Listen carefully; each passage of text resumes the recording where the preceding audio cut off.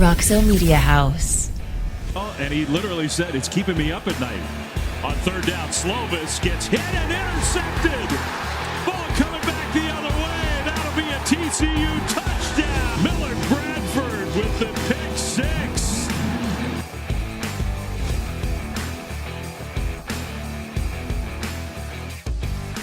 Welcome back to State of the Frogs. I'm your host, J.W. Wilson. This man to my left, head coach Sonny Dykes. Coach, what a difference week makes. 44-11, BYU loses to our Horned Frogs. Yeah, it was good. It was good. Our guys played better. It was good to get a win. Kept thinking we would play better. Just, went through 2 games where we didn't play particularly well and really about 6 quarters where we didn't play well. But the guys kept working, had a great attitude, and we felt like we would get it turned. And they did. I mean, they came out, we started fast. We talked about the need to do that and got a great interception early in the game that Nick ran back for a touchdown. That was a great way to start. And then got the ball in offense, drove it down and scored, and went up 14-0 pretty quickly. And so it was a good way to start the game. And I was proud of our guys for coming out in the second half and playing well, to be able to close the game out. And needed to put together a good drive to start the third quarter, and we did that. And so I was encouraged by some of the progress we made for sure. Almost 600 yards of offense under the tutelage of, or the care of Josh Hoover. Everyone wants to talk about Josh Hoover. Coach, how did this happen? Well, a lot of work, you know what I mean? I think Josh is one of those kids, he graduated early last year and was able to come in the spring and learned a lot of football and worked incredibly hard and really changed his body physically. And then really is a student of the game. I mean, that's the thing that makes him different and unique. He's here in the morning when we get to work. He's here at night when we leave.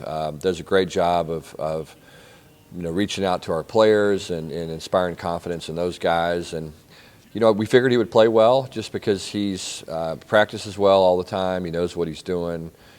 Game was never too big for him. So I was really proud of him. You don't know how guys are going to respond their first start.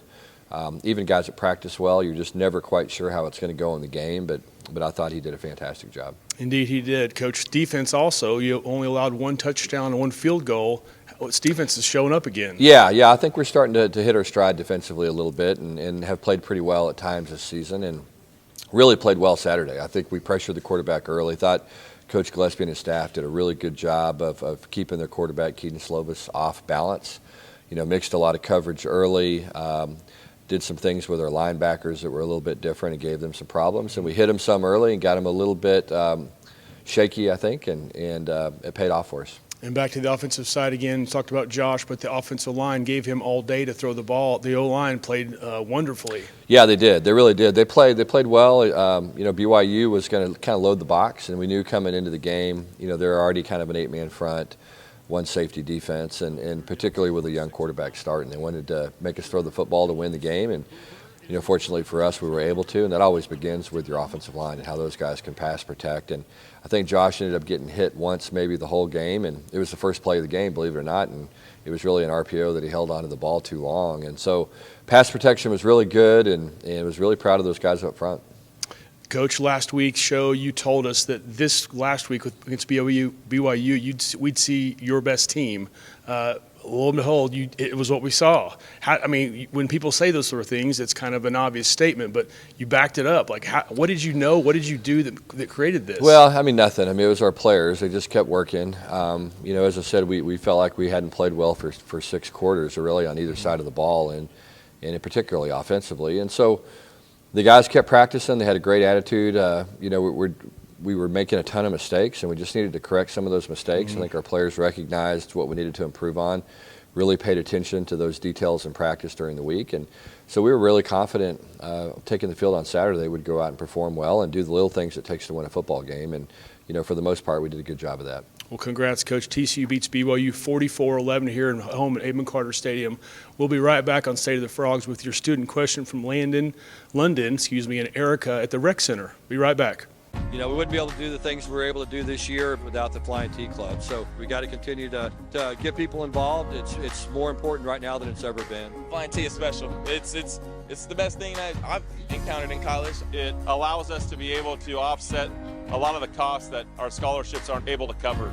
If people like winning, invest in and in the Flying T Club and NIL. It's almost a necessity now in the college football world. I mean, you got to kind of invest in the programs, and what you put in is what you get out. Hi, my name's Erica Burridge. I'm a sophomore marketing major here at TCU. I am from Buffalo, New York. I'm London Bachelet. I'm a sophomore engineering major from Denver, Colorado. And our question for you is, since we're such a big football team, we get all the criticism and the hype. How do you get your football players to stay off of social media? We're back with State of the Frogs with your head coach, Sonny Dykes. Their question comes from Erica in London from the Rec Center. Coach, what do you think about the question? You know what? It's a good question. I think that's something that is new, really, in our world in a lot of ways. You know, it's easy for us to kind of not pay attention to some of the stuff on social media, but it's much harder for our players to do that. I think, you know, so many of them now get caught up in what people have to say about them or think about them, and in particular people that they've never met. So it's kind of a weird dynamic. So we try to talk to the guys all the time about being careful to not get caught up too much in the praise and also not get caught up too much in the criticism of it all. And, you know, and understand that it's a really small amount of people that are on social media. You know, I think I saw a deal the other day that 2% of the people do 99% of the posting. And so I think there's this false sense of out there that everybody's on social media, everybody's posting, everybody's putting their opinion out there, and it's really a small group of people that are ones that are very active. And so just try to educate our players the best that we can. As I said, not to pay attention to the good stuff and not to pay attention to the bad stuff, and control what they can control, and that's just the way that they approach their lives every day, and, you know, trying to get better as football players and as students and as people. And our players, for the most part, do a good job of it. You know, you hear some horror stories from time to time, but, you know, we have great fan base here at TCU, and so I think that for the most part, people are pretty positive. Right. Thank you, Erica in London, for that question. That question was brought to you by our friends at Railhead Barbecue. Thank you, guys. Coach, and one follow-up to that question is this rabbit hole people go down. They want to call out people, call out players, call out coaches. It's a never-ending game for you guys. Obviously, the win at BYU fixes things really quickly, but you know they're always lurking in the rear for the next big mistake. It's an unquenchable thirst for these people. Is there any particular strategy? Yeah, the biggest thing you can do is just focus on doing your job, and as I said, not get caught up in the positive stuff. And you know, we were talking to our guys a lot about that last year. Just to ignore all the praise that they were getting, because I mean it doesn't really mean anything. And you know, and if you have one bad performance, that's what people are going to remember anyway. And so, you know, our guys learn that, and then as we've struggled sometimes this year, they have to be able to do the same thing. Just focus on doing their job and living their life, and as I said, not get caught up in too much of that. Thank you, Coach. We'll be right back with State of the Frogs with your head coach, Sonny Dykes. Simply the best barbecue in Fort Worth. Dine in, catering, or drive-through. 2900 Montgomery, just off I-30. Remember, the best barbecue in Fort Worth is at Railhead Smokehouse. Welcome back to State of the Frogs with your head coach, Sonny Dykes. Coach, it's Kansas State week. Got to believe there's some bad blood in the air after last year, but it's a new year, new season, new group of guys. How do you approach this game? Yeah, their team's a lot like ours. I mean, they had a lot of players last year that had played a lot of football that have moved on. You know, obviously Deuce Vaughn's not there anymore. He's playing for the Cowboys, and they had a host of other really, really good players that you know, helped them win a Big 12 championship last year that aren't there anymore. And so kind of like us, a little bit of a new group of players, but a good football team. I mean, it's a typical Kansas State team. It's a team that is going to be really sound. They're going to not make a lot of mistakes. It's a little bit different in that they're playing two quarterbacks now. They brought a freshman quarterback in last week against Texas Tech, and you know, he performed really well. So it's going to be a little bit of a challenge for us, you know, especially preparing for two QBs, because they are different. One of them's more of a runner, and one of them's a little bit more of a thrower. So it's going to be hard on our defense this week, and it'll take a lot of reps. And then defensively, again, typical Kansas State team. Play hard in the right place. Don't give up a lot of big plays. Tackle well. Have a lot of length on the back end.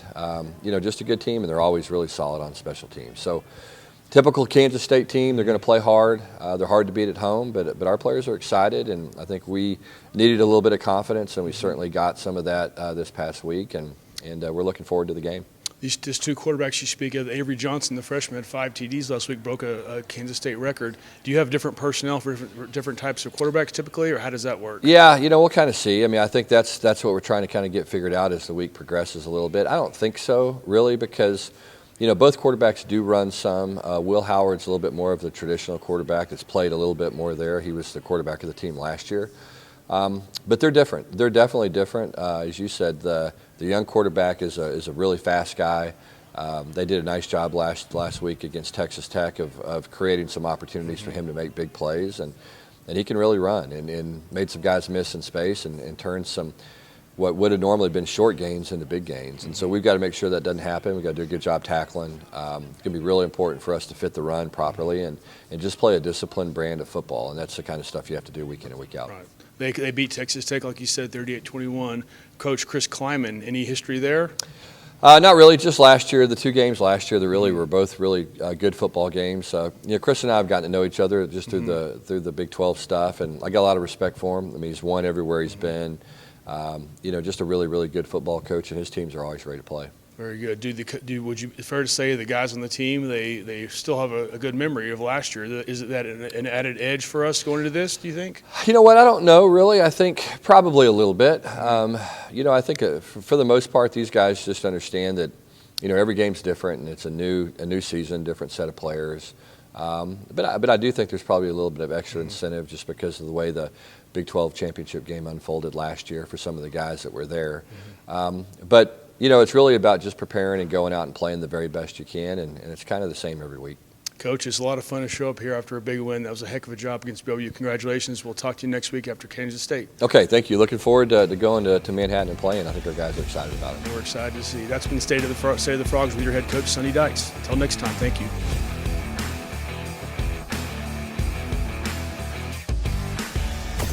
Roxo Media House.